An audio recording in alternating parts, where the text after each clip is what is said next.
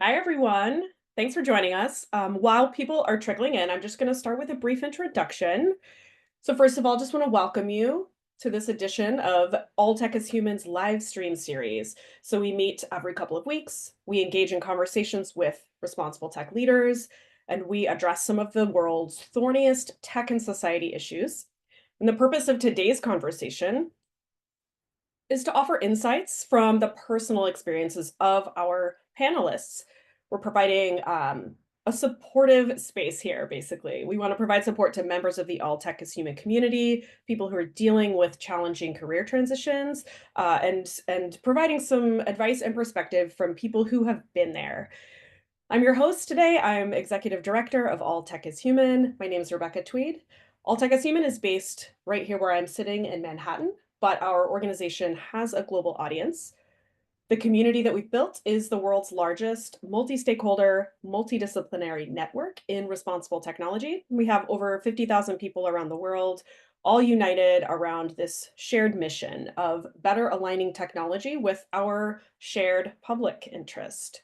We emphasize collective understanding, collective involvement, and collective action. You can find out how to get involved at alltechishuman.org. And there you will see all of our different activities across our three pillars: community, education, and careers. So, in addition to tuning in to this live stream series, you can also join our Slack community. There are about 12,000 members across 107 countries. We host gatherings throughout the year in New York, San Francisco, Washington, D.C., and London, and we hold an annual Responsible Tech Summit in New York every September. We also recently launched our ATIHX program, and those are independently organized gatherings, and they're happening all around the world. So we've recently had meetups in Barcelona, Toronto, Paris, and some others. If you're looking for an orientation to the people, organizations, and ideas of responsible tech, you can check out our Responsible Tech Guide. We publish an updated version every fall. We also publish two newsletters. So we have our flagship bi-monthly Substack, and then we have one that is solely dedicated to responsible tech careers. We just sent out our 10th, and we're really excited about that. And we anything that is in that responsible tech newsletter is really tied into our responsible tech job board. We have about 1,000 roles on that, and you can find that on our website as well. So alltechishuman.org is where to find all those things. And before we jump into this panel discussion, just want to share a bit of housekeeping. We are going to save time at the end for audience questions, so please drop those into the Q&A text box at any point, and we're going to select a few for the panelists toward the end. But please note, we're going to be reviewing those submitted questions and then selecting a few for the second half of the conversations, but those questions are only going to appear on the screen once they've been addressed. So you might not see your question appear as soon as you submit it. So don't worry about that. So in addition to the Q&A, we also are encouraging everyone to utilize that Zoom chat. We want you to connect with each other, introduce yourself. If you're looking for a role, let people know so that people can help connect you with opportunities they might know of. And if you're hiring for a role, please share that too. Okay, so we're going to jump right in. I am thrilled to have these experts with us today. We have Talha Baig, an AI product manager at Hive AI with expertise in content moderation. Before Hive AI, he was a machine learning engineer on Facebook Marketplace and co-founded Trust in Tech, which is a leading podcast for trust and safety.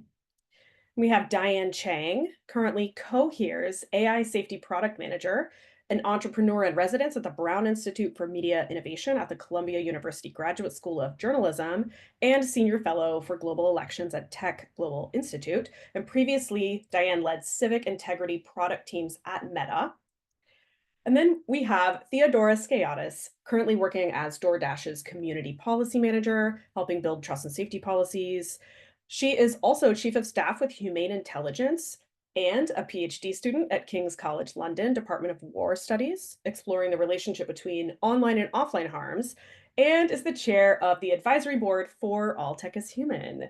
So we are really thrilled to have all of you here, and a warm welcome to all of our panelists. I'm going to get started by understanding a bit more about the current role that you have. So, Theo, I want to kick things off with you. Would love to have you tell us a bit about your job.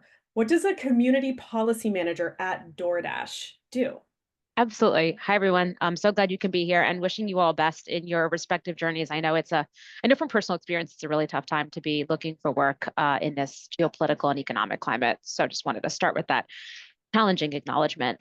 So at DoorDash, I'm the community policy manager. We are a small but mighty four-person team tasked with reviewing our policy and setting new policy for the company. DoorDash has a three-pronged marketplace. So we have three separate constituencies. Dashers are the people who deliver food, merchants are the ones who make the food, and customers order the food. And so, unlike a traditional two pronged marketplace, it means that you can have issues that arise across those three intersections. It complicates things a little bit. So we look primarily at four major issue areas. I spend a lot of my time focused on addressing safety issues. While not frequent, they do occur. And so we spend time reacting to safety issues across those three stakeholder groups. We also look at issues of quality, so think like food quality, as well as authenticity or identity issues. So think like, are people representing themselves accurately on the platform? And then also we look at fraud related issues, which can happen. And so those are the ways in which we look to address issues. And our work is global. A few years ago, DoorDash acquired a company called Volt, which operates, I think, out of Finland, but is across the European Union, operating in approximately 25 countries. However, they're predominantly self-governing, so it's slightly separate work streams. But otherwise, we operate in countries like the US, Canada, and Australia, among some others. And and I'll just note that in my work at Humane Intelligence, we are a nonprofit that is working to build out a community of practitioners in the AI assessment space while also building out the digital public infrastructure for model assessment. So we organize events like red teaming events and also algorithmic bias bounty challenges. And our platform for AI assessments will be launching very shortly. And everyone here is invited to check it out. Yeah, thanks, Rebekah. Yeah, thanks, Theo. And yeah, we're big fans of humane intelligence here at All Tech is Human. So moving to Talha, would you be able to tell us a little about your role at Hive AI? What does your day-to-day look like as an AI product manager? Yeah, so if you ask anyone what a PM does, or three PMs what a PM does, you'll get three different responses. But maybe I'll first start out with what Hive does. So Hive AI is the market leader for content moderation solutions. We build models that can understand content, you can search against content and understand content. So what I do at Hive AI is I basically lead our moderation models. So this is basically understanding what people want to catch and building models to catch them. Now, what that looks like on a day-to-day basis is looking at data, like scraping data and understanding like building, or I guess the sexy way to call it now is building evals and doing different types of evals, making sure the models can catch what people want them to catch. So yeah, just been doing that and hopefully that's some color to what I'm doing. Yeah, I'll give it back to you, Rebekah. Sounds good. Thank you, Talha. Diane, turning to you, would love to hear about your role at Cohere, an AI safety product manager. Tell us about that. Yeah, very much plus one to what Talha said. We're both product managers and our day-to-days are probably so different. There's some overlap. We talk quite a bit, especially recently. But also to share a little bit about Cohere, we're a company that builds large language models specifically for enterprises and companies. It's a sort of startup scale up. It's been around since 2019. So not very large, but also not a super tiny, early stage startup. And so like any other startup, I do wear a lot of different hats, and the product role there is a little bit unconventional, specifically for safety. The more conventional part is I work with our machine learning team to ensure that for each of these LLMs that we build and launch, that they're trained to only output safe content. Secondly, to ensure that for the customers that are using our models to build all kinds of applications themselves, that we are also giving them the right set of controls so that they can configure safety guardrails that make the most sense for whatever they're building for their specific use cases and for their business.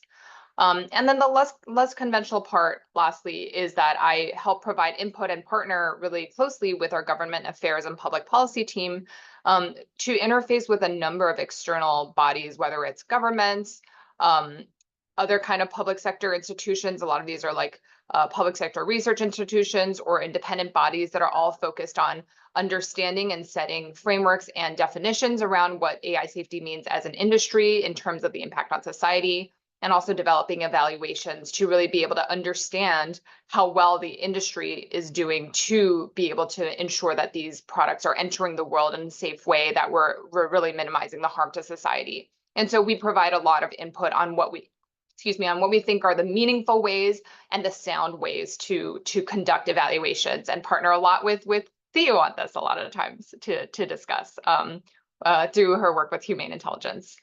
Yeah, I think that's my current role in a nutshell.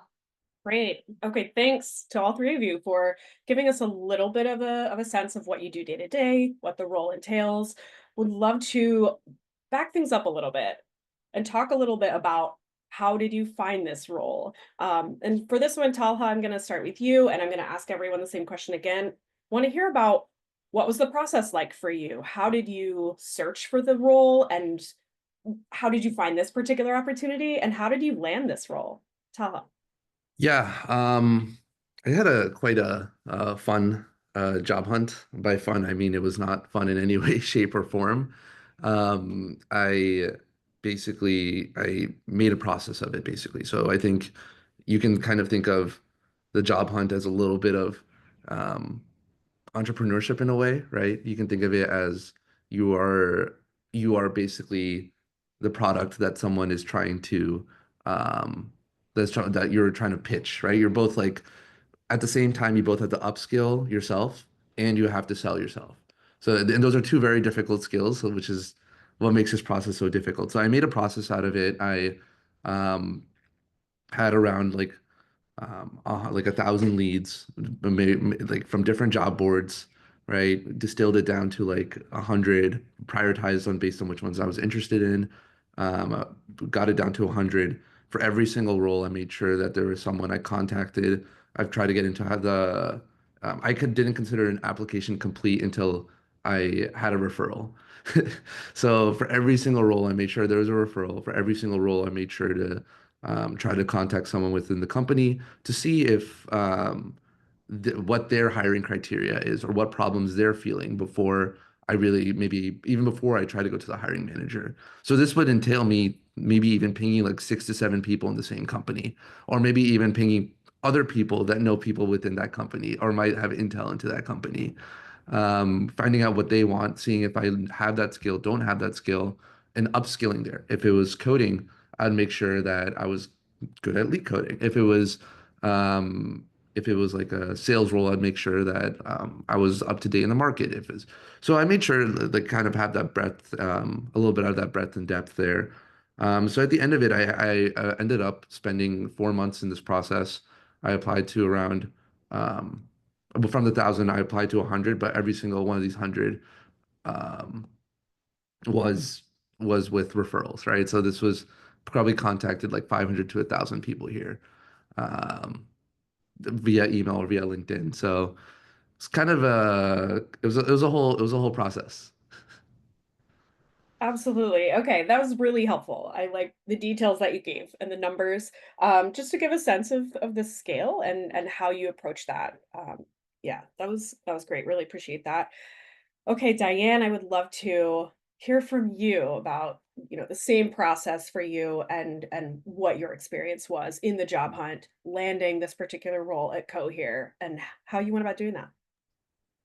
Yeah, you can make fun of us for doing the very product manager thing. I had a very similar tracker as Talha did, a big mega spreadsheet. But before we even got to that, my story is that I was coming off of another job where I felt really, really burned out. And I actually have never in my working life really taken time off to be able to have the luxury to pause and reflect a little bit. And because I'm closer to that mid-career stage of my career, I think I really needed that. I was lucky enough to be in the position to take a little time to do that.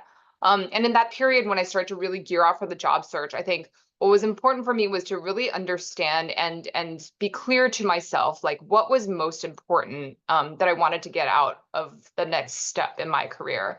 And I think that this is, regardless of what stage in your career you are, this is actually very helpful and important for you to know as well, because no job out there is perfect. I mean, maybe they exist, but they're quite rare. So, to not get lost in the shovel and not lose your way or not end up at a point where you don't know where you can go next. I think it's really important to remember, hey, for every job, what am I here to do? But also, what do I actually want to get out of the job? For me, what I realized is I really wanted to learn about an exciting new technology with large language models. I built other types of machine learning products in the past, but not with LLM specifically. So the ability to be hands-on and really understand the latest developments, that was really exciting to me, and I really wanted to do that.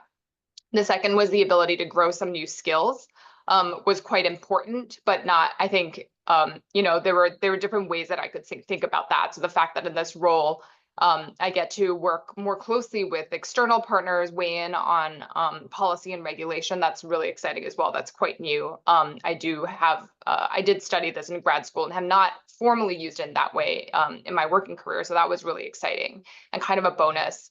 And another non-starter for me was that I couldn't really relocate. And I was actually a little bit surprised when looking at AI jobs, how many of them required being actually physically located in the Bay Area. And that just was not possible for me. So that unfortunately eliminated a lot of options for me. And then lastly, for me, what's really important is having a really good manager, someone who I knew I would be able to work really well with, and then also to be around other people that I thought that I could learn a lot from. I love being collaborative, and I also learning from others. So that was an important criteria for me, that I was walking into a company where I knew that there were excellent people that I would love to work with and learn from. In my process, then, when I started to build out that tracker I mentioned, I then started to list out the companies and organizations that I maybe found interesting. Some of them I knew a little bit more about than the others. So with this tracker, I would start to build out more, do some more research on them. Also list out, if there were contacts that I had at various organizations, kept track of that. Sometimes there were also people that I wanted to talk to separate from organizations. I started a list of that too and kind of prioritize that. And started doing reach out. So every week I made sure to have a certain number of either in-person or virtual coffees with people to talk to them. And I think sometimes asking someone to have a conversation is a little awkward, but I think you don't always have to think of it as a transactional thing. Like oftentimes when you talk to someone, you never know what you can learn. It could help you, maybe uncover a little bit how a hiring manager is thinking about the hiring process. Or it can cover something about the industry that you weren't aware of before. So I think treat these meetings as kind of open-ended, as just an opportunity to get to know someone, hear their story, and ask them how they got to the point where they're at, and take from that what might be helpful as you then refine your search. And then with my tracker, I then start to build out, okay, the actual places I wanted to get a referral to, the leads on who was hiring, who wasn't hiring, any additional material or information I needed, and then the rest was just tracking my progress throughout. To be honest, I have no idea how I landed the job that I landed. I think that's the hardest part about the hiring process, is we all want to, especially when you face a rejection, it's so tough. You want to hyper analyze it, but the truth is you don't know. And also there oftentimes are not necessarily clear-cut reasons. So I know it's hard, but I would not fixate too much on any particular loss or any particular rejection. And instead just really focus on making sure that you are telling a really clear story about like your career journey, right? What brought you to where you are today and why you're interested in this particular company, organization, job, or person you're speaking to. Really having a strong sense of what you want to get out of a job, right? And then also lastly, what is your competitive advantage? What are your unique skills and strengths that you bring to the table? And a lot of this then comes down to luck. And when you have, an offer in hand, or multiple if you're lucky, hopefully those conversations you had with people can also, you would have gleaned some insights along the way that can help you make that final decision as well on which offer to take and how you negotiate it. Yeah. Excellent. Yeah, thanks, Diane. Theodora, would love to hear from you about how you found the role at DoorDash. What was that process like for you? Yeah. Very similar themes to what Talha and Diane have shared, like absolutely a +1 to the importance of referrals. I frankly wouldn't suggest applying to a role without a referral, I think that it's probably not the best use of your time. These days, jobs are getting upwards of 2,000 applicants per role and often start with a look at the referred candidates. And so if you're not on that list, you're really at a disadvantage. And so I think even 2 or 3 referrals if you can. So like leaning heavily on your networks. And for folks who are maybe newer entrants into the space, I would suggest like starting with warm connections. So for example, like your school alumni are probably likelier to help you than, reaching out to folks entirely randomly, or any other affinity groups that you may be a part of, shared interest groups, things like that. Like leaning into those spaces, you're likelier to find people who have something in common and may see themselves in you or resonate with your experience and perhaps are likelier to follow up to your outreach. They're not the only ones who will, but it's possible they are likelier to follow up. And I also plus one the earlier comments around a spreadsheet. Like you want to have ideally everything tracked in a spreadsheet where you're listing like the organization, the role, the person you've connected with, the date of the connection, like all of that is really helpful. And really any of the roles I've gotten so far have been through connections, relationships, referrals. And I strongly emphasize that approach. So for me, I was laid off from Twitter, sort of, let's say, end of December 2022, but it technically took a few more months, so like February 2023. But around that time is when I really picked up my job search. And I was connected to a whole bunch of folks through my previous manager at Twitter, who very kindly introduced me to his colleagues, and often those bore fruit. I actually transitioned into the independent consulting space first. I started getting a bunch of opportunities to do short-term projects, and I will emphasize considering alternate roles as well. It might not be exactly what you're looking for, but it can get your foot in the door while you're in the midst of a challenging job search. So I started doing a lot of consulting, and in the summer, I reconnected with someone who I had previously connected with, and ultimately that relationship months later led me to DoorDash, where I applied, went through the process. But like the relationship that I had built through my job search really helped me in getting my foot in the door as an applicant. And then ultimately I was offered the role. And the same with my work at Human Intelligence. I've been introduced to the hiring manager through a mutual friend and colleague, really. A lot of these were people I had worked with who could attest to the quality of my work. And again, that connection was really helpful in facilitating an interview and an introduction. And then ultimately, I was able to secure a position. And so for all of the consulting work that I have done over the last several years, almost every project, if not every single one, was facilitated through a one-on-one relationship.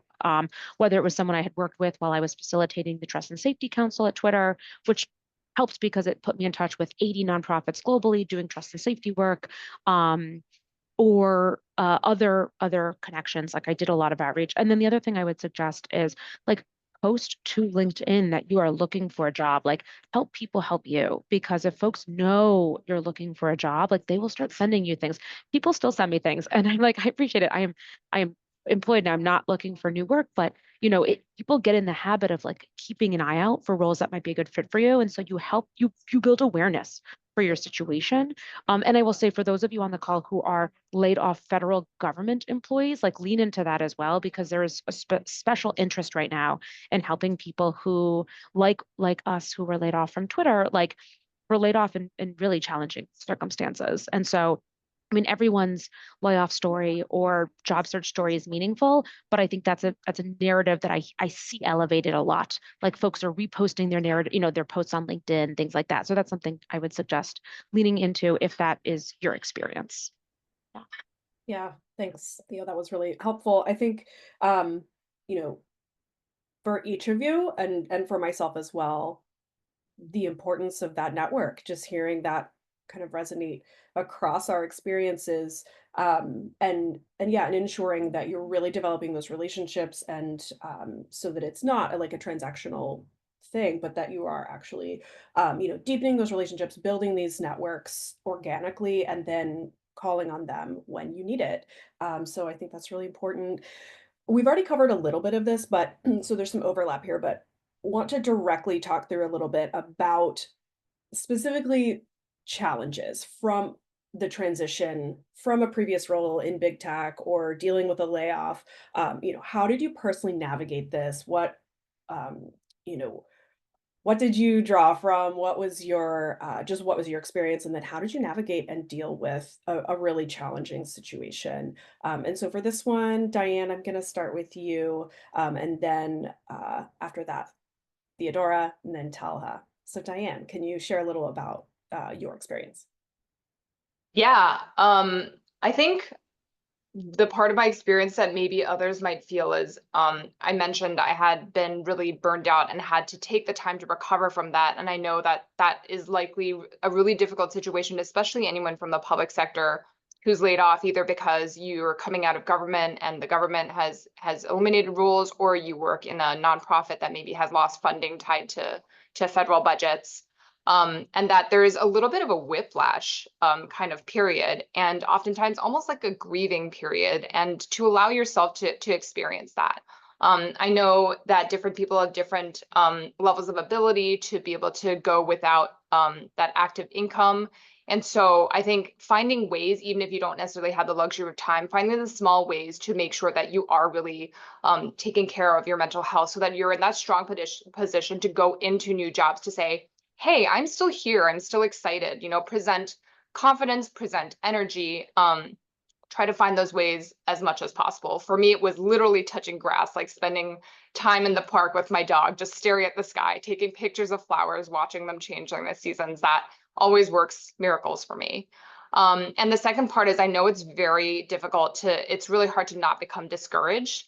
And also to be motivated, especially if you're really burned out and you don't have the luxury of time to like fully recover from that. What I actually found really helpful is I had two really good friends who worked completely in a different world, not in tech, but happened to be job searching as well. One was also full-time job searching. Another person was still working in a job, but trying to get out of that job. And we created a little WhatsApp group. We were in completely different time zones, but every week I set a notification in my calendar. And no matter what was going on, I made sure on Friday that we were texting each other to say, like, hey, this is how my week went. This is what I've had planned to do. This is what I didn't get to. This is what I plan to do in the coming week. So even if, we had a low motivation week, we could admit that to each other and say, like, this was really tough, but we supported each other through that and encouraged each other to maybe have a little bit more motivation the next week, knowing that, your friends had your back. They were also maybe experiencing the same thing, knowing you weren't alone. And then this also created a little bit of an accountability mechanism. So I could look back at my own messages and say, oh, wait, I said that I would do this thing last week that I didn't get to. Well, I really should do that next week. So that really helped me. And I know there are all kinds of groups now where even people that didn't know each other previously are getting together to job search together. Highly recommend that. It's so much better not to job search alone. Yeah, thanks, Diane. That's really good. Yeah, Theodora, gonna turn to you for the same question. And if you would mind like talking through how you've dealt with this and things like that, but also specifically advice that you might have for other people that are experiencing this as well. And I also want to encourage both Theo, before I hand it over to you, encourage anyone to drop questions into the Q&A. We will be transitioning to that shortly. So, Theo. Yeah, and in addition to questions, if folks have your own recommendations from your lived experience as a job searcher, like, feel free to make contribute your own suggestions in the chat too. I find that a lot of us have overlapping experiences, can all learn from each other. Yeah, I mean, I guess a big plus one to everything Diane said, like, try not to do it alone. I think I leaned into my community, and actually that's when I really got active in All Tech is Human and also the Integrity Institute. Like folks on this call, Talha and Diane became friends of mine through this process. Because I mean, one was like it was in part purely opportunistic. Like these great resources have job search Slack channels. Like you can actually see people posting jobs and then reach out to them and connect directly with them. But also, like, it's so much healthier to be part of this difficult process in conversation with others who are going through it at exactly the same time and have, are having common experiences. Like you can vent to each other. Like I made so many friends through this process. I wouldn't say that I wished to have been laid off in the way that I was, but but a lot of good came from it for me. And some of the people I'm now like closest with, including people on this call, are ones that like are friendships that really blossomed during this time. I also leaned into events like All Tech is Human organizes incredible events. I live in the Boston area, but New York City is just down the road. And like I started visiting New York City a lot to go to these great events that All Tech is Human was organizing in person. And it just like built out my community of like friends and colleagues who are working in this space and like built my understanding of trends and like opportunities. And it's not just you're not just looking for a job, like you're doing a sort of like an analysis, a landscape analysis of what opportunities are there, but you can be strategic about it, right? Like there are a lot of opportunities in AI now. That wasn't the case 2.5 years ago. And so like as spaces are opening up, you might want to try pivoting into those spaces where there will be more opportunities for you than in spaces that have closed. There's not as much of a focus in some ways on information integrity or disinfo because of changing geopolitical trends right now. And so thinking about where there are and are not opportunities can come naturally from like building community, being in conversation with people. Like all of this for me was a very organic part of the process, but also one that was really helpful and yielded a lot of new opportunities. I also started going to like conferences and like other meetups and things like that. Like all of that was helpful. I also really leaned into public facing engagement. Like it promoted me as someone who is knowledgeable in the space and also gave me opportunities. So I started writing for publications like Tech Policy Press. I started going on podcasts and talking about my experience and my perspectives. And I found that all of that like boosted my profile, which meant that and credibility, which meant that I was a more attractive candidate. And I will say, everyone's risk threshold is different. Like I was more willing to speak about what I went through as a Twitter laid off employee, and a lot of people understandably were fearful, and their situations were different. Maybe they were on a work visa and didn't have US citizenship like I do, or were supporting their family and like couldn't take the same risks that I could. So everyone has your own unique risk calculus, and like you can make a decision based on what risk you're willing to take on. But in many ways, being more public facing was really helpful. So all of that, and then just a plus one to Diane's comments about touching the grass, like mental health is you have to sustain yourself. I mean, I admittedly cried all the time in those initial weeks. It was really stressful. Like I was doing 5, 6, 7 interviews a week, in spring of 2023, and it was grueling. It was painful and very challenging. And I got rejection after rejection. It was a really long and daunting process. And so like I took a 1 week break. I went to Panama and like went hiking around with friends. That was really nice. And otherwise I just tried to touch the grass and like spend time outside, spend time with friends. All of that was really restorative amidst a challenging process.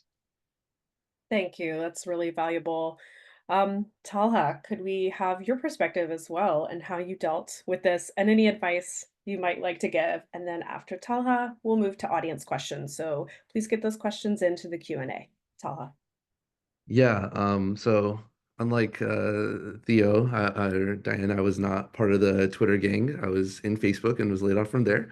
So, but I guess we were all in similar boats. So, yeah, my story is basically I got laid off from Facebook in November 2022. Um, and yeah, it was kind of like you just get thrown in the wild. Don't really get thrown into the chaos. I guess that's also the birth of the podcast too was during that time period. So I guess like my point being is yeah, like plus one to everything Theo and Diane were saying in terms of like having a support network.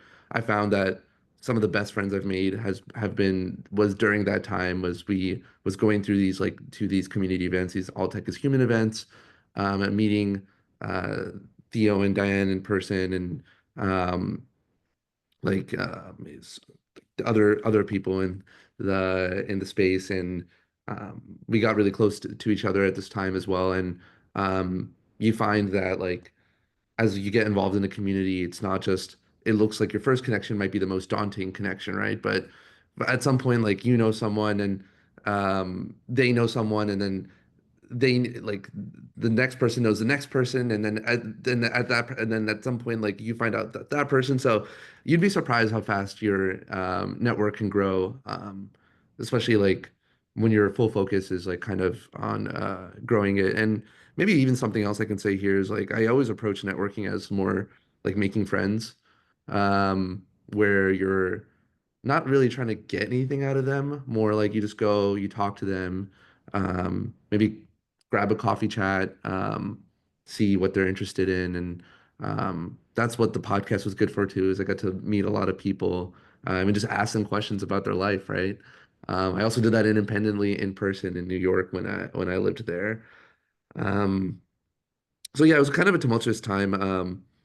I landed at some point I didn't find a job, so I ended up making my own startup, and that was that was something that was it didn't work out as well. So the tumultuous time kept on going, but eventually landed on my feet. And it took a year for me to find, or like maybe a little bit a year plus to find something that both matched my values, had people that I loved working with, and like was matched all the other dimensions Diana was talking about, right?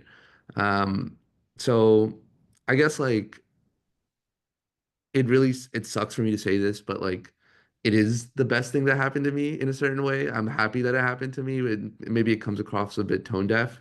I hope it doesn't. It's another way of me saying that like if you're going through like the job search right now, like the grass is greener, even if like you end up spending like 20 to 30 hours a week on the job search. Those 20 to 30 hours are so much more stressful than like maybe the 40, or maybe if you work a lot in your job, 40 to 50 hours or more that you would spend in like a stable job, because there's no stress, right? There's no uncertainty, or in a secure job, that is at least. So, um, so all that being said, yeah, I mean, I think what really helped me was just finding that what maybe a little bit of existing friends and a little of making new friends. And it's kind of like the cheesy uh it's kind of the cheesy take on this, but it's about it's I guess it's about the friends you make along the way, right? No, it's good. It's good advice. It's true. Um, yeah, thanks to everyone for your perspectives on this. I think it's been really valuable. I am going to turn to some audience questions. We have time for a couple. First one, this is from Manasa Jagadish. Do you have any advice on how to build networks as an immigrant in a new country slash person switching fields slash early career person?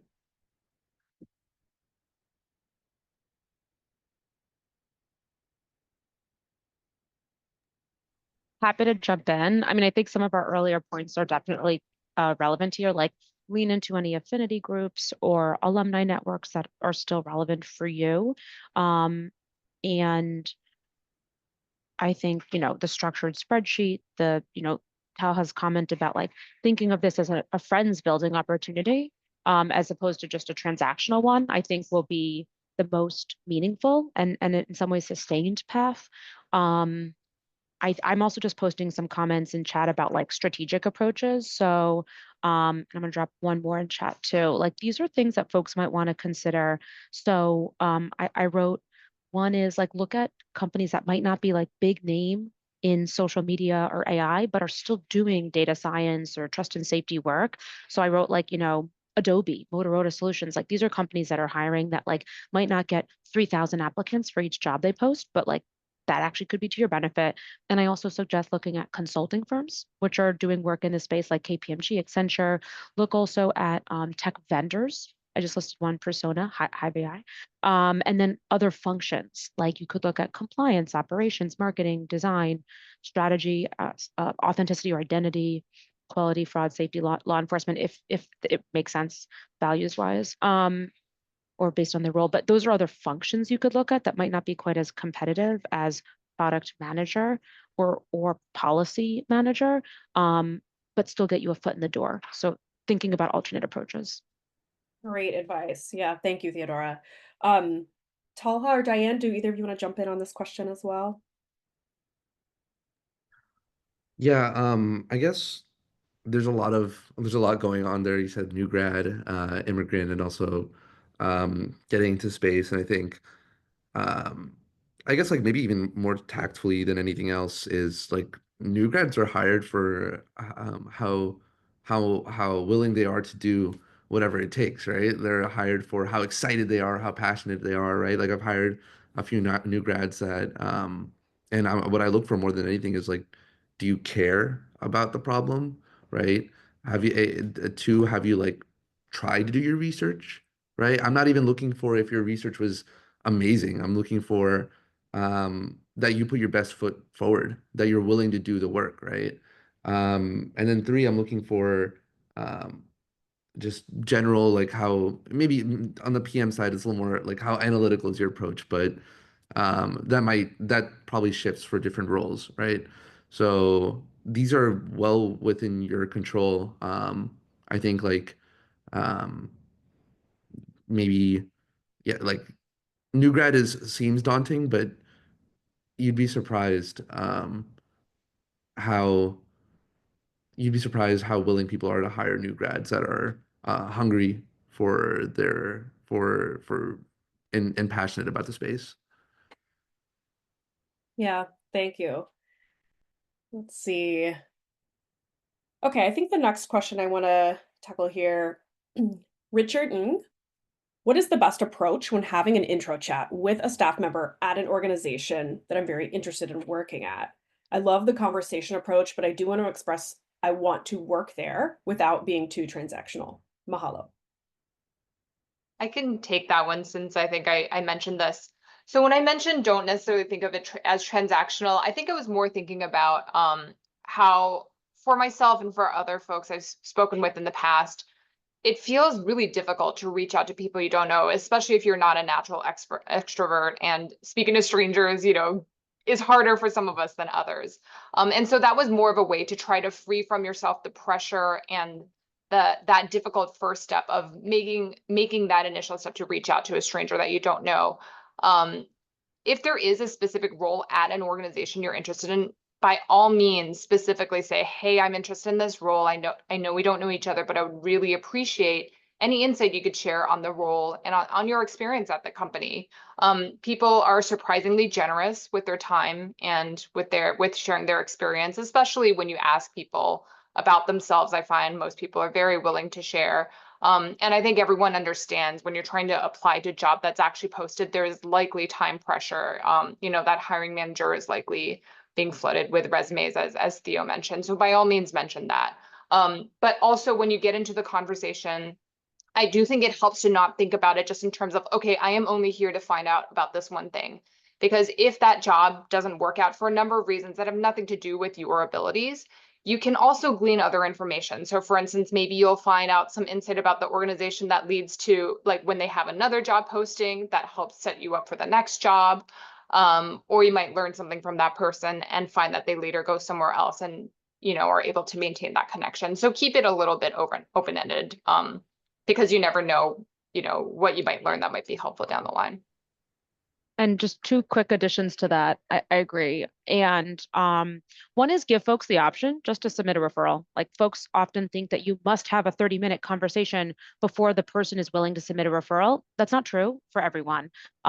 If somebody reaches out and has a compelling story, like I can just submit a referral. If I feel comfortable without a 30-minute conversation. And so give folks the option to have a 15-minute chat, or even just if they're already in your network, or, you can just say, hey, I'm looking for this, a referral for this role. Would you be comfortable?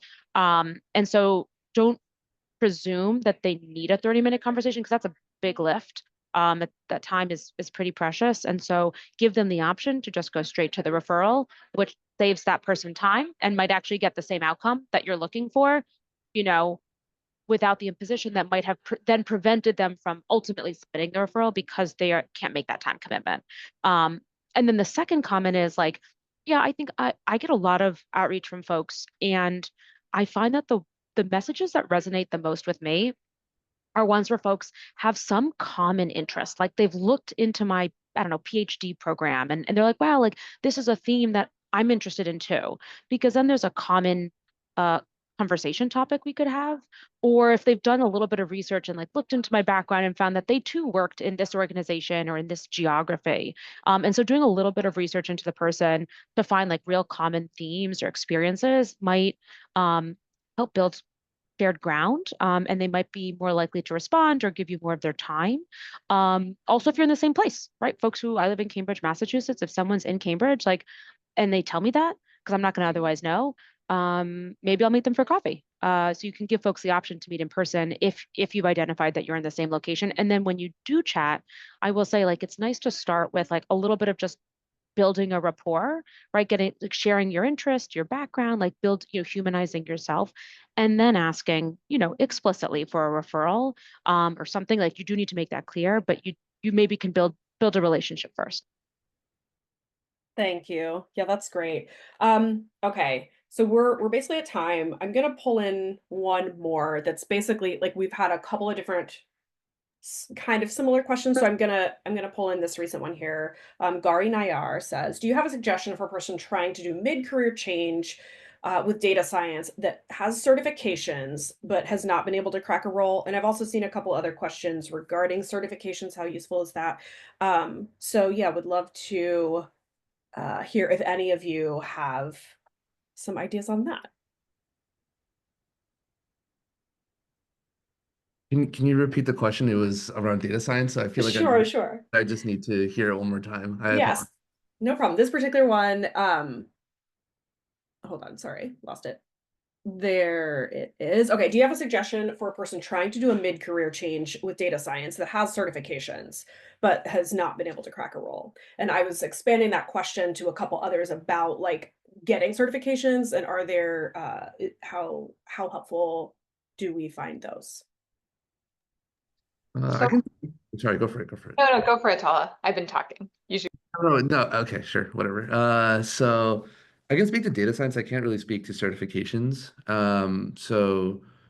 Regarding data science, I would, I think that comes down to just like any like technical role, right? You have to basically demonstrate that there's two parts, right? One, you have to get the interview, two, you have to land the interview. Um, for getting the interview, you basically have to demonstrate that there's like some project that you did and you're able to analyze data, and there's like things that you can go on Kaggle and analyze data for data science. You can and then showcase that on your LinkedIn in like creative ways. You can like play around with like other generative AI. Just like some type of side project will probably get you pretty far for data science roles. Um, from what I've seen, I would personally think that side projects get you further than certifications, but that's my narrow view from the valley. I'll stop from there. Dan, you can go ahead. Yeah, I actually kind of echo what Talha says. I personally have not seen a lot of jobs that require certification over degree programs. I do think degree programs are more often, I've in my experience, I've seen more of them required. I think what it comes down to, if you were to put yourself in the mindset of a hiring manager, if you come from a background where your experience is not a natural fit, which is a situation I've been in time and time again, you have to find some way to explain your past experience, which on paper may not seem like there's a natural fit, but you need to explain what are the transferable skills that make you a good a suitable candidate for the job description they have in front of them. And so if it's a certification that you think can help at least provide a line item on your resume that indicates you have the basic skills, I think that's maybe foundational, but potentially not enough. I think someone, I can't remember if it was Richard or someone else, mentioned doing some projects or some volunteer work. I think that's a fantastic idea. If you could showcase the things you've done, even if it's, sometimes a particular job doesn't give you the opportunity to do the kind of work you want to do. So if you have a side project and can demo that and put that on your resume and talk about that, that demonstrates you have the skill and the passion to go pursue that yourself. So it's if you can't demonstrate like an actual project, that's also a big time commitment. Explain the bullet points on your resume in a way that directly connect to the job description, right? Make that translation for the recruiter and the hiring manager. Make it super easy for them to understand because they don't necessarily know about your sector and all of the great hard and soft skills you may bring to the table. Yeah, just a plus one. I think actually certifications are not required in this field. This is a very nascent field, and certifications can, I think, be a helpful indicator of competence, but are not typically relied upon. by hiring teams, so I would not over-index on them. And the reason why I think degree programs are so helpful is because they build communities, they build networks. Like my MPP, Masters in Public Policy program from the Harvard Kennedy School has been profoundly helpful for me because I made a lot of friends and built a community of, people who would help me look for a job when I lost my job. And those are like people that can be a really great resource. So I will emphasize they're not all perfect and not everyone gets the same benefit from it, but yeah, I would not over index on certifications. I don't I in my experience they have not been as helpful as people might think they are. Echoing that, I think especially because of the nascency, there's not necessarily a pathway that is going to require that certification. I think it is helpful if it, for the knowledge, it's great to learn that. But I also want to echo that sentiment of networks being the key, and how degree programs do set you up for that. So want to thank everyone. We are actually over time, so I really appreciate everyone sticking around. We are going to be this will live on our YouTube channel, so please check that out. Just want to give a huge thank you to our panelists and want to encourage everybody to subscribe to the All Tech as Human Responsible Tech Careers newsletter. You can find that at alltechashuman.org, and that features resources and the newest roles from our job board, so that should be really helpful. And the job board itself, we feature roles that mitigate the harms of technology, diversify the tech pipeline, and ensure that tech is aligned with the public interest. So please check that out. We have almost 1,000 roles there at every level of opportunity. So thank you again to everyone for being here today, for joining us. Thanks to those who submitted questions, and yeah, appreciate your time. Have a great rest of your day.